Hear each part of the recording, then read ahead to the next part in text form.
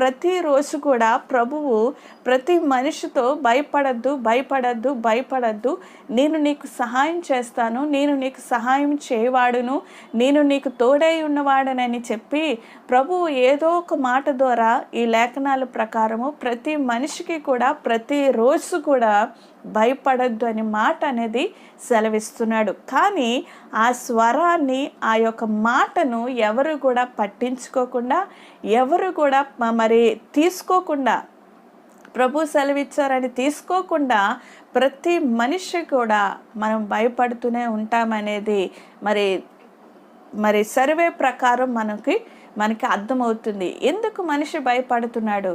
చావంటే భయమా? చదువు అంటే భయమా? సమస్యలంటే భయమా? ఎందుకు భయపడుతున్నాడు? ఎందుకు ఆందోళన చెందుతున్నాడంటే ప్రతి మనిషి కూడా ఏదో చేయాలని ఏదో ఒక తలంపు కలిగి ఉంటాడు. ఉదయం లగ్గానే ఒక ఆలోచన కలిగి ఉంటాడు, ఒక నిర్ణయం తీసుకొని ఉంటాడు. నేను ఈరోజు ఈ విధంగా నేను వెళ్ళాలి, ఈ విధంగా ఈ పని చేయాలి, ఈ విధంగా నేను కొనసాగింపబడాలని ప్రతి మనిషి కూడా ఒక ఆలోచన కలిగి మరి ఉదయకాలంలో లేస్తాడు. అదే ఒక యవనస్తుడు ఒక గురి కలిగి ఉంటాడు. ఏంటంటే నా గోలు నేను మంచి ఉద్యోగం చేసుకోవాలి, మంచిగా సెటిల్ అవ్వాలి, మంచిగా నేను బ్రతకాలి, ఈ సొసైటీలో ఎవరి ఎడల నేను చేయి చాపకూడదని ఒక గోల్, ఒక గురి అనేది మరి ఒక యవనస్తుడు నిలుపుకుంటాడు. అదే ఒక అమ్మాయి అయితే నాకు మంచి భర్త రావాలి, నేను మంచి కుటుంబానికి వెళ్ళాలి, నేను సెటిల్ అయిపోవాలి, నేను మరి స్థిరపడిపోవాలి, నేను ఎవరు కూడా చేయి చాపకుండా ఒక ఉన్నత స్థలంలో నేను ఉండాలి, నా భర్త నాకు మంచిగా చూసుకోవాలి అని చెప్పి ఒక గోల్ కలిగి ఉంటుంది, ఒక ఆశ కలిగి ఉంటుంది. అలాగే ప్రతి ఒక్కరు కూడా, తల్లిదండ్రులు కూడా నా బిడ్డలకి మంచిగా నేను చూసుకోవాలని ఒక గోల్ కలిగి ఉంటాడు. కానీ ఈ విధంగా ఒక ఆలోచన కలిగి వారు ప్రయాణం చేస్తుండగా జీవితంలోని అకస్మాత్తుగా ఒక భయము, ఒక ఆందోళన, ఒక మరి తెలియలేని ఒక భయంకరమైన పరిస్థితి అనేది వారికి తుఫానులాగా ఒక ఊపున, ఒక గాలి వంటి, మరి మహాశ్రమ వంటిది వారి జీవితంలో కలుగుతుంది. గుండెల్లో ఒక దడ ఉంటుంది, ఒక దడలాగా వచ్చి మరి ఎంతగానో వారి ఆలోచనలన్నీ కూడా సతమతమయ్యి చేసి మరి దేవుని మాటను విననొల్లకుండా ఆ యొక్క మాటను అంతటినీ కూడా తీసివేసి మనలో ఏదో ఒక భయము, అంటే ఈ లోకములో ప్రతి ఒక్కరిని చూసినప్పుడు, ప్రతి పరిస్థితులు చూసినప్పుడు, ప్రతి ఒక్క మరి ఆలోచనలు మనం ఎరిగినప్పుడు మనకి భయం వేస్తుంది. ఏ సైడ్ నుండి ఏ అపాయం వస్తుందో, ఏ వైపు నుండి ఎవరు మనపై దాడి చేస్తారో, ఏ వైపు నుండి మనకి సమస్య అనేది ఎదురవుతుందో, ఆ చిన్న అపనమ్మకం వల్ల మనకేమవుతుందంటే భయము అనేది కలుగుతుంది. గమనించారా మీరు?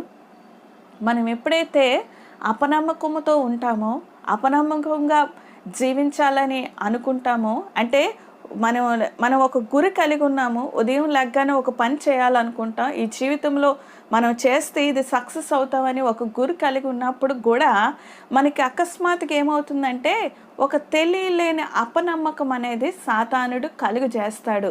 ఎప్పుడైతే మన పక్క నుండి మన యొక్క స్థితిగతులు ఎరిగిన ఆ యొక్క సాతానుడు ఏం చేస్తాడంటే మనలో ఒక ఆలోచన అనేది రేపుతాడు. అదే విధమైనదంటే అపనమ్మకము అనే అవిశ్వాసాన్ని మనలో కలిగజేస్తాడు.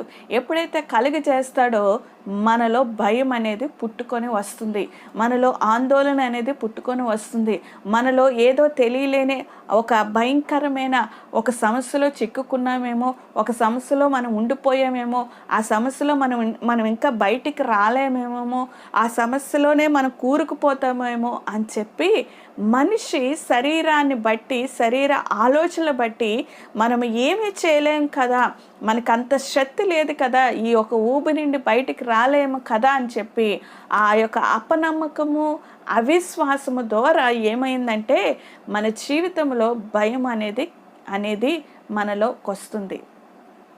దేవుని బిడ్డలారా, ఈ విషయమును నేను ఎందుకు ఇంత వివరంగా చెప్పానంటే భయము భయము భయము ప్రతి మనిషిలో కూడా భయము వెంటాడుతుంది. ప్రతి మనిషిలో కూడా భయము భయము భయము.